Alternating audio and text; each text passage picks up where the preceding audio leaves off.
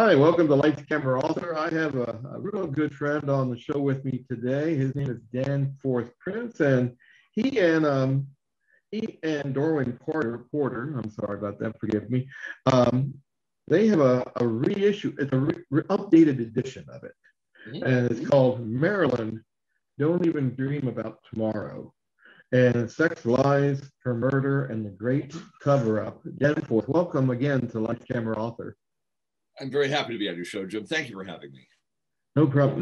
Now this is an updated version of a book that came out a while ago, isn't it?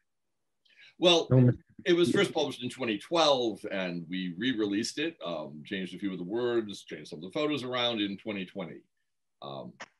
Yes, it's an updated edition. Yes, it's been viewed as controversial. It has to do with the death and the final 2 years of the life of Marilyn Monroe.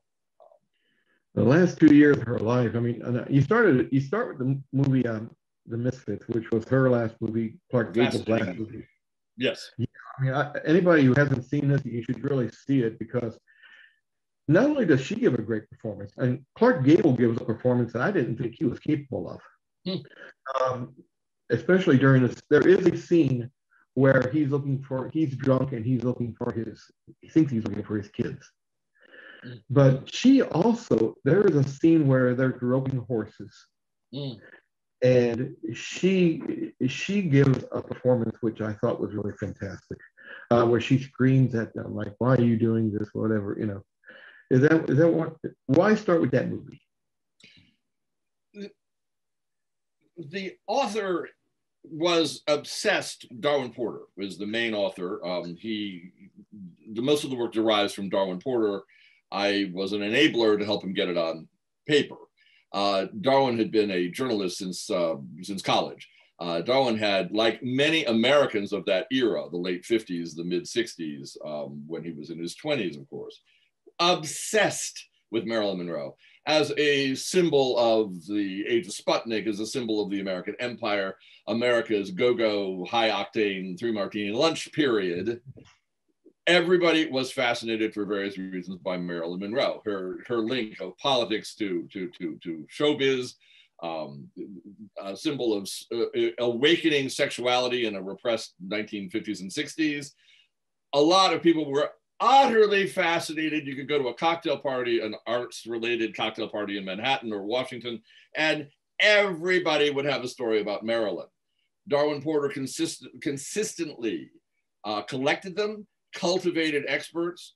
He has a photographic memory. He'd commit what people said at dinner parties and read all the important books on Marilyn. Everybody had a book, everybody had a story, everybody had a point of view about Marilyn. He assembled them into this book.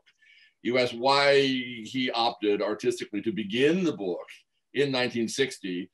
Chapter 1 is about, and then the story is grim, and the story is dark, and the story is existentially nihilistic. Forgive that big word. That was indeed a prevailing mood at the time, the ultimate inability of people to communicate, the loneliness of the human soul, blah, blah. Everybody on that set was screwed up in some way, desperately screwed up in some way. Marilyn was not at the best period of her life. She feared she was being washed up as a career, and she wasn't. Of course, she went on to have other job offers, but it was a dark, drug-sodden, alcohol-soaked setting. It was Clark Gable's very last movie. He was on he was on the verge of death. Marilyn was often late, difficult to work with, having her moods, blah, blah. She was accused of killing Clark Gable in some headlines when it was over. She was devastated by it. The book begins with a dark, nihilistic chapter of her life and continues through the next 2 years of, and then the story is filled with trauma, filled with despair, filled with intrigue. It eventually ended in her death, her murder, and it was a rundown of the screwed up stories, the missing evidence, the multiple lies that everyone involved with Marilyn made it a point to offer up to evidence. Indeed, a dark and nihilistic tale about the end of a certain type of perception of beauty in Hollywood. Now you mentioned her death and her murder. Before we get to that, though, Darwin touches base with the movie that she was fired from, Something's Got to Give with Dean Martin. Mm. And there are some I don't want to call them outtakes, but maybe some clips of the movie that has survived all this year. But she went to New York for John F. Kennedy's birthday party. I love this. And in a dress that, let's just say, left little to the imagination. It was sewn on her. She had to stand for 7 hours. Wow.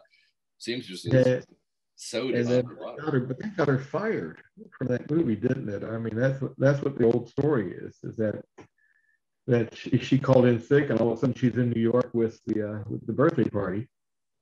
Well, that is illustrative of the general screwed up state in which she was, frightening a lot of men of power. She would very frequently, in the eyes of people who loved her, transform herself from a rather mousy looking girl who didn't have really the greatest hygiene in the world. It was a legend about her. She had days where she actually smelled, her hair was matted, she looked horrible, depressed, on the phone for hours with a repeating string of psychiatrists who didn't work out very well. I mean, what a story, what a mess. So what a woman, what a story, what a girl. And she managed, when it was necessary, after many hours of preparation, and always late, she would become Marilyn Monroe. She would become incandescent. She would become either the most sophisticated, glamorous, elegant woman in the world, or if you didn't like her, the whore of Babylon, depending on your moral point of view about Marilyn at the time. And everybody had a point of view, everybody. I think that she wasn't quite clear. There were many arguments about why a team of doctors didn't really consult with one another when they prescribed her medication. Yeah, that always struck me. Yeah, I mean, talk to anybody. Well, and everyone they were so thrilled that Marilyn would even be appearing, for example, at that episode with the sewn-on dress singing "Happy Birthday, Mr. President" to Jack Kennedy. It was 1962, I think. 62, early, and she died in August of 62. Things were getting to be very, very tense around Marilyn. She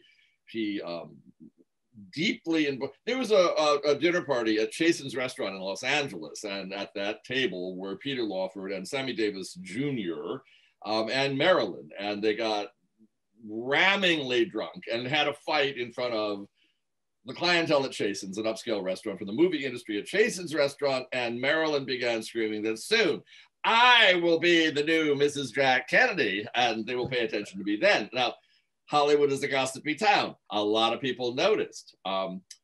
Marilyn's psychiatrist, Ralph Greenson, was encouraging her to make audio tapes about her feelings. I think it was disguised, as I understand it, as a getting in control with your feelings, and we'll play the tapes later and we'll talk about how you feel about Jimmy Hoffa, Sam Giancana, the mafia guys, Robert Kennedy, Jack Kennedy, as she was delivering all this, lying prone in her bedroom, drunk or with drugs or not, and relaying all these things into the tapes intended for her psychiatrist. My argument would be that would be a very controversial tape, and what happened to the tapes, and nobody quite knows what happened to the tapes. Where did they end up? Marilyn took a trip to Mexico City. I think it was, I forget, it was for a film or a social visit, and she ended up in the pink zone of Mexico City, which was known that way because so many of the actors who had been ostracized from Hollywood by the House Un-American Activities Committee, thrown out of Hollywood, were living there under the orbit of one of the heirs to the Vanderbilt fortune, a famous communist living there, Fred Field Vanderbilt. And he was a famous communist. And of course, J. Edgar Hoover heard about who Marilyn was hanging out with when she was in Mexico City. And he said, my God, they're all pinko communists. And she's stripping with JFK and with RFK, and it came out later probably Teddy Kennedy too. And it's interesting. I mean, you can't make this up. If you were thrown out, if you were a scriptwriter trying to put this into a movie, no one would believe you. And then into the equation comes her contacts with the mob. One reviewer said about this book when it was first published in 2012 was that if Darwin Porter had written this book back in the 50s or the 60s, he would be probably killed or buried or shot or assassinated.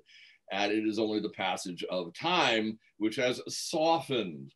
America, my point is, has moved on to scandals more immediate than the one generated by Marilyn Monroe. And all that weird stuff that was going on in her orbit, and which we try to cover in this book, in a way that brings in information from, and if I could just run down who some of them were. A contributor to the book was Stanley Haggart, who was the business partner of Milton Green, who was, and together they ran Marilyn Monroe Productions, and eventually Stanley and Milton fell to odds and the company sort of fell apart. But for a brief shining moment, Stanley and Milton Green were going to rescue Marilyn from the studio system, have her control her own films, make a lot more money, 20 times more than she was, blah, blah, blah, blah, blah.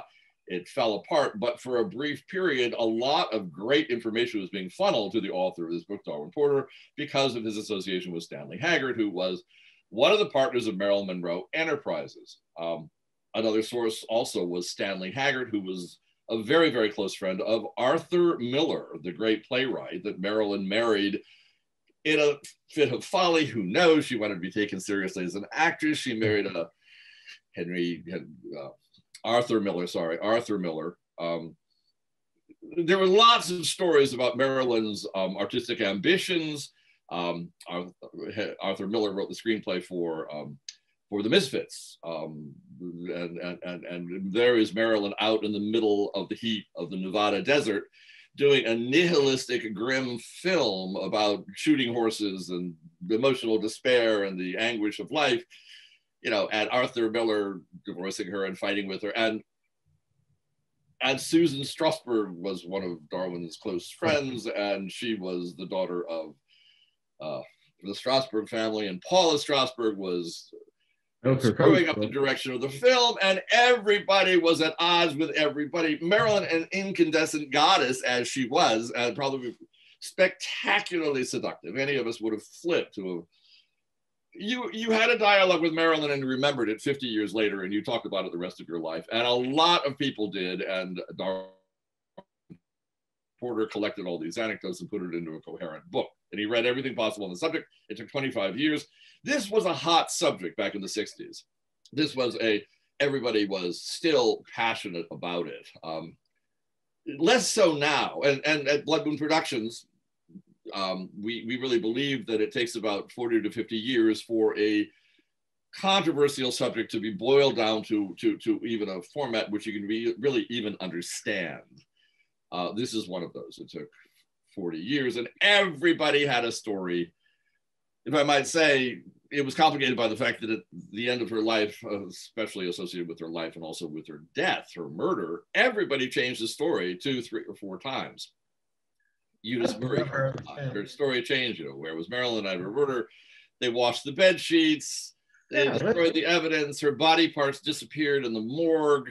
Her body was taken away in an ambulance and screwed around, and everybody got everything wrong. Everybody changed his story. 40 years later, finally somebody decided to tell the truth, and even it was dubious. Coroners, doctors, psychiatrists. That list of psychiatrists was dark indeed. I think the only person still alive from that time who had a connection is Noguchi, isn't it? I mean, the coroner, Thomas Noguchi. Yes, the famous coroner to the stars. Yes. Yeah. Even every story that came out of that coroner's office was screwed up, and body parts were lost, and body parts permeated or polluted with barbiturates just disappeared. We're the most famous woman on the planet, dying under suspicious motivation, and the body parts disappear after like a couple of days. They're cremated along with it. Huh? Huh? One witness was considered compromised, and she suddenly became unavailable, and somebody sent her on a cruise around the world that lasted for like 2 years. One of the witnesses, I think it was Pat Newcomb, the publicist, who might have also been having an affair with Bobby Kennedy. It just got so murky, but a lot of stuff about Marilyn got very murky. She was, for some of the most important fundraisers of the Democratic Party, she'd be 3 hours late. all these Democratic fundraisers came to the stupid fundraisers because Marilyn would be there, and they'd always hire some poor corporate slob to attend to Marilyn and get her ready and have her show up on time, and it always ended horribly.